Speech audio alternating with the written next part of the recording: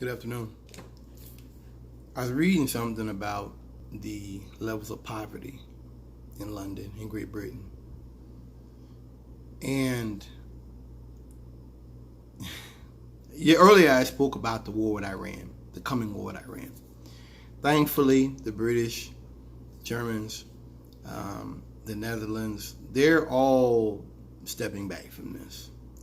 Hopefully that means they will not follow the American government in another, they call it nation building, but I call it another mission of imperialism, another attempt to subvert, to basically destroy another nation's ideology. Now, I don't have to go into how inflation has hurt a lot of people. I don't have to go into how our country's fucked up in many ways. I'm not going to do that. I just want to read a few things that I was reading off RT's website, if you don't mind me. Skyrocketing food bank use, UK families going hungry thanks to welfare cuts.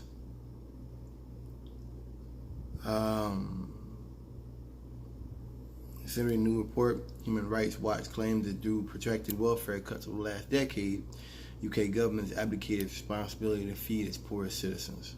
Let me say this. The one thing I will say about the royal family is that I have kind of felt like they do good things for their people. They do, they have taken steps to help people. They have taken steps to, I guess, kind of move the discussion, the social discussion. And in that way, that's positive. That's my opinion. Not British, never been over there. It's my opinion. I don't know any British people.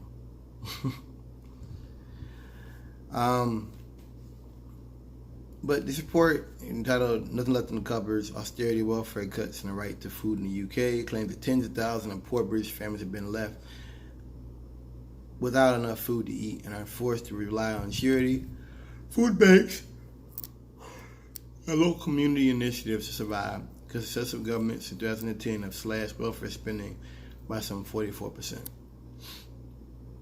They have the fifth largest economy in the world, guys. But food bank use has soared 3 times over the last decade.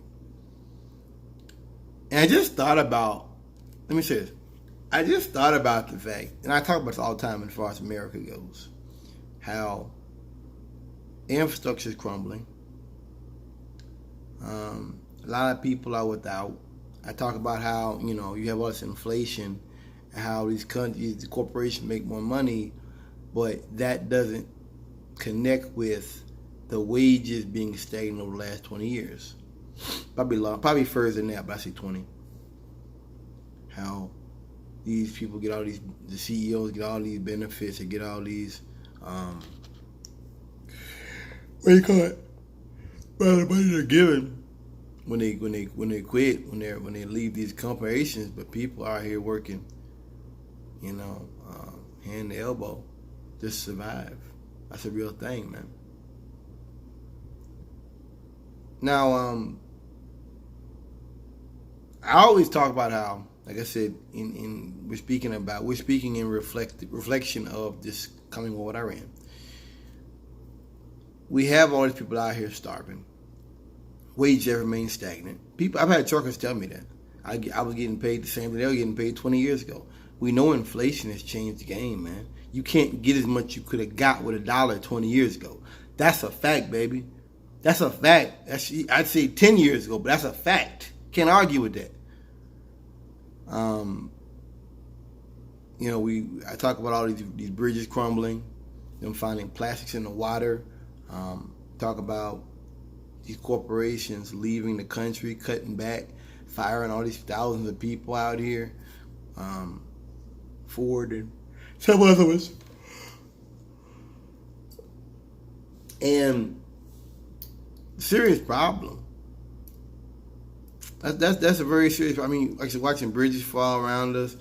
We're watching driving on these raggedy ass roads night after night. But yet they can spend trillions to go bomb on somebody who has never attacked us. See, this is what the American empire is. That's what this is about. They can drop trillions of Remember when Trump shot all them cruise missiles into Syria? Great example. That's a beautiful. And I was doing the math, and I'm like, dude, that's 100,000 a missile. And he shot like 20 of them. Okay? I think he shot more than that. 20, let's just say 20. And then it's like, dude, this is the American empire. It doesn't even help us. It doesn't benefit us. And these crackers out here, they love it because they think, oh, you're not the American empire. You just live here, man. I just live here. That's it. I'm like Malcolm X, Dr. King, talking about the NASA and all that. Them ain't your rockets. That ain't your space mission. And I say that because, to me, that's for the rich. That's for the millionaires. That's for the billionaires, excuse me. That's going to be for them. That isn't for us. That ain't for me. When they get done looting this planet, destroying this planet, and wrecking it, then they'll go fly off somewhere. Off planet. And leave us in an Elysium type society. That is a very dark scenario that may quite possibly happen. That's what I see. All this dragging and all that stuff, the rockets, that's not for us. That don't benefit me. It's interesting. It's like watching Black Panther. It's interesting. We can watch it, but Disney's not putting none of the proceeds of that money back in the black community. Don't forget that. We can watch it. Yeah, that's interesting. That's even kind of empowering, I guess. It's like Obama's empowering, but does it do anything to help us? I don't think so. So, like I said, I mean, I said this many times before. I wish there was a way I could take all the British families, so his family members who died over there in Iraq, died in Afghanistan, got blown up, tore up. And over there, they're really not happy. Like, a lot of them people, they're still very angry about that. But I wish I could get a Downing Street memo and just show all of them that they knew then. The U.S. government had a very, very, very weak, flimsy evidence for weapons of mass destruction. And they knew that. And I wish I could find a way to get to the families. I'm serious, man. They pimped you, man. They pimped the hell out you guys. That's fact. Pimped the hell out them guys, man. It's almost to the point where I'm done even trying to rationalize with most Americans, I'm done trying to rationalize with them as far as, was the war just? Is Middle East policy just? I'm done with that. I don't even talk about that. Most people. I'm so disgusted with our government and with our foreign policy that from president to president it doesn't really change that much. That if you're not irritated and angry about it, I don't really know what to talk to you about. Why not talk to you? Not really. Nothing to talk about at all, and I know that. So thankfully, the British, the Germans, all of them, they have stepped back. Thank God. That's got to be the first step, man. The first step is recognizing I can't enable this. I can't enable more Middle East meddling, and I'm not going to risk the lives of my soldiers because check it out. This thing Americans don't realize. When you do this, what Trump is doing, you threatening people, you're going to end them and destroy them. Okay, so now anything that comes out of that, that's not intended to attack America. That's in response to your juvenile threats. I think if I go out here in the streets and I threaten some people out, I'm like, I'm going to fuck you, I'm going to kill y'all, man. And then the police, then I come back and they come back and they shoot me.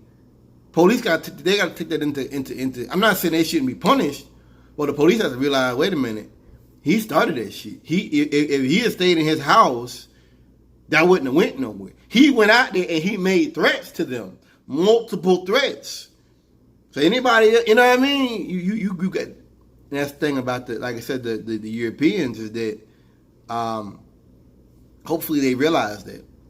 You know, see, Americans, they think that if someone attacks one soldier, then we should just nuke the whole continent. They just, you know what I mean? That's why these. Something I found very interesting about these war crimes, but Navy SEALs are being accused of, is that when they kill a soldier, a Green Beret, oh, it's not okay. But when it's alleged this Navy SEAL stabbed somebody who was wounded, shooting at children and women, that's okay. That's somehow that's it. See, these are devils, man. And it's that kind of mindset, it's that kind of thinking that will lead them to war with Iran. It is. They are so arrogant and they are so belligerent. That's the word. That's the word I'm looking for. Arrogant and belligerent. They are such a belligerent nation that they'll do that. They'll go in there and they'll bomb Iran because Trump said they said something about their mama or something, essentially. Mm-hmm. These kind of folks support Trump.